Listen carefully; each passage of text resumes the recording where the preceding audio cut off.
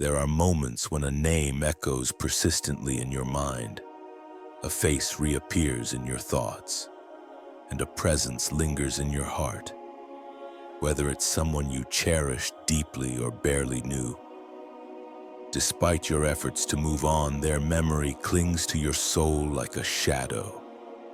You seek guidance in prayer, ask for clarity, and cry in silence, hoping for a sign. Yet all you receive is silence, a quiet heartache, and a restless mind. This silence isn't always emptiness. Sometimes it's an answer from the most merciful, protecting you with wisdom beyond your understanding. 5 profound signs that Allah is guiding you to let go of someone.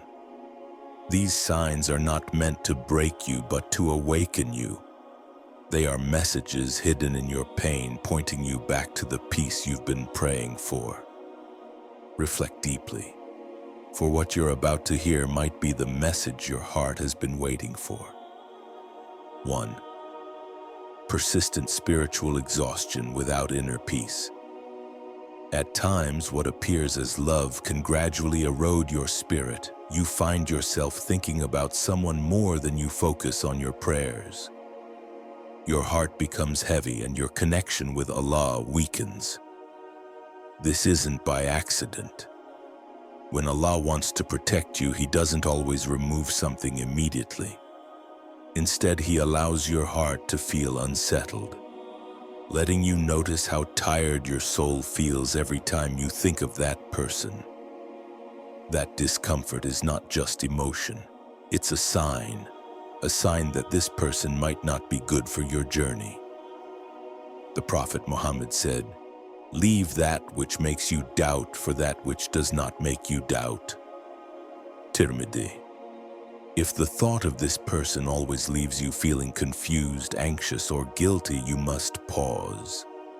If your dua has become weaker, your peace is gone, and your acts of worship have lost their sweetness, it's time to ask yourself, is this really love?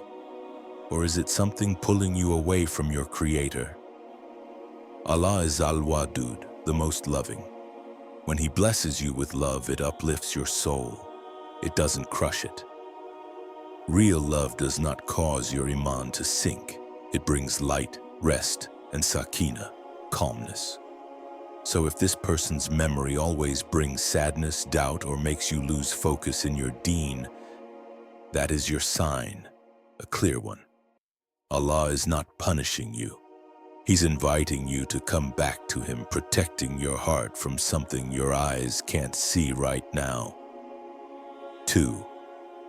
Unanswered du'as and the silence of protection. You've made sincere dua repeatedly, late at night after every salah, whispering the same name, hoping for a change. You ask Allah to bring this person closer, for a sign that it's meant to be, for their return, for clarity, for answers. But what you keep receiving is silence.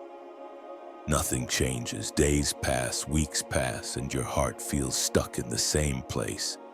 It's as if your prayers are not being heard, but that's not true.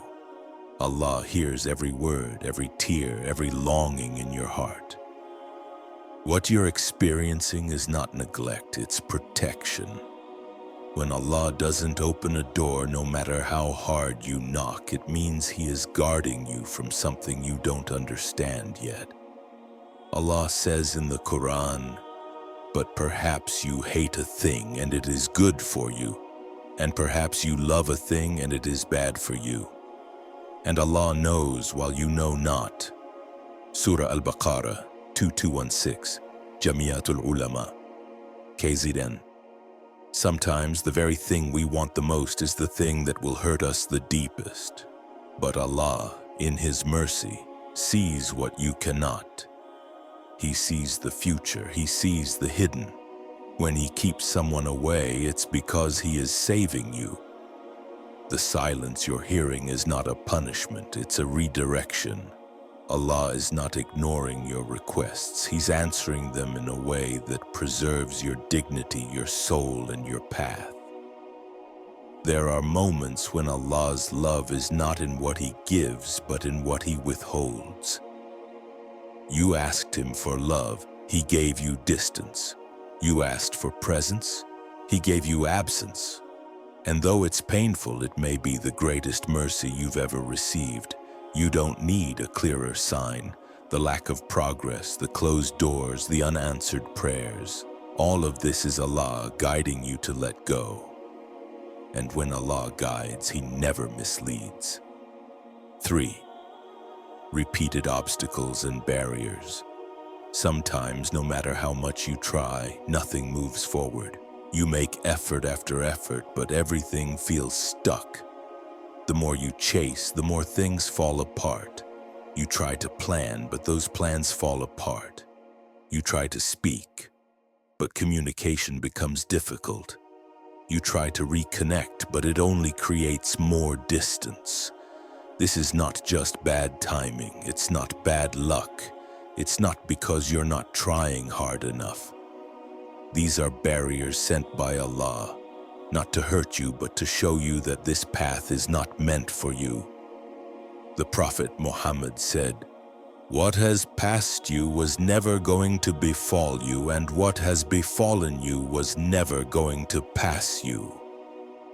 When someone is truly written for you, the road may not be perfect, but it will not be blocked at every turn.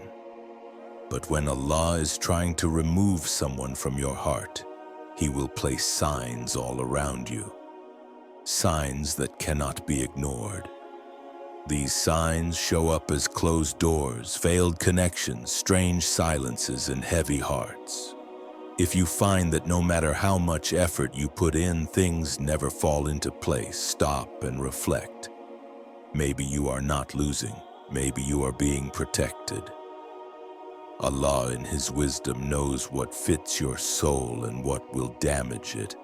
If He is keeping something out of your reach, it means it was never meant to stay in your life. You may think that holding on longer will fix things, but sometimes healing starts when you stop forcing what Allah is removing. Instead of asking, "Why is this so hard?"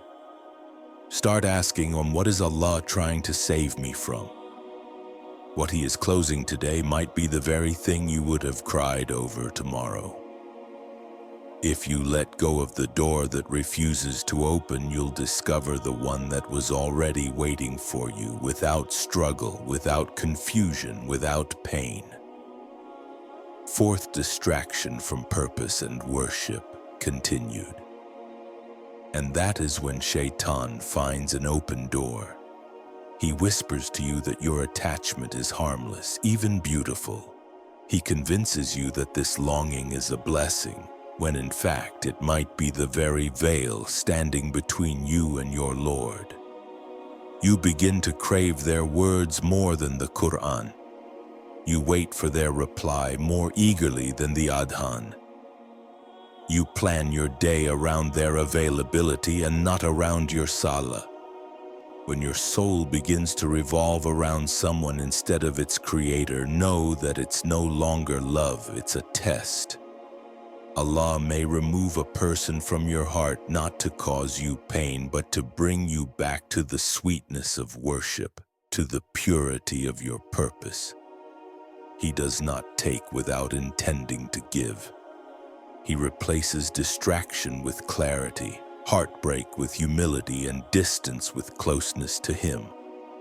Letting go may not happen overnight, but each time you resist turning back to that person and turn to Allah instead, you win a battle your heart will thank you for. 5. Emotional turmoil becomes the norm. You find yourself constantly in a state of emotional unrest. One moment you're hopeful, the next you're drowning in confusion. You replay memories, analyze words, overthink every silence.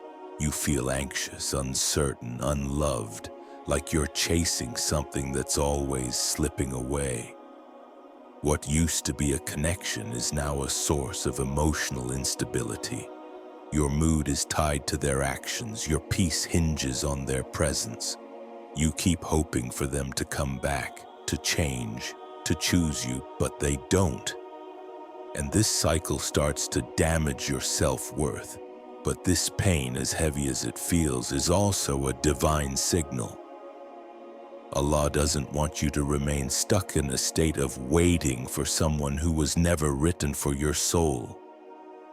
The emotional chaos you feel is not a sign that you're broken. It's a sign that Allah is shaking you awake. He is showing you that this isn't love. This is dependency. And the only one worthy of full dependence is Al-Wakil, the disposer of affairs. When you feel like you're falling apart, remember, sometimes Allah lets you fall, not to break you, but to remove what was hurting you, so that you can rise again, stronger, lighter, and more connected to Him. Final reflection. Letting go is mercy, not loss. Letting go of someone is not always about closing a chapter. It's about choosing Allah over your own desires. It's about trusting that what He has planned is more beautiful than what you're holding on to.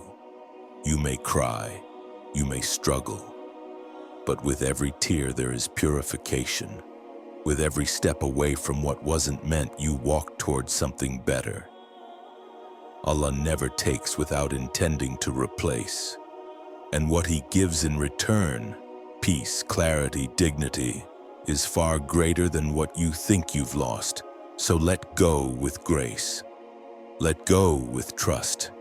And let go with the certainty that the one who created your heart will never leave it empty for long. And if you're in this season of letting go, remember this: you are not alone. You are not forsaken. You are being led. And sometimes the deepest form of divine love is a closed door. Hold on to the rope of Allah, because when you let go of what was never yours, you make space for what has always been destined.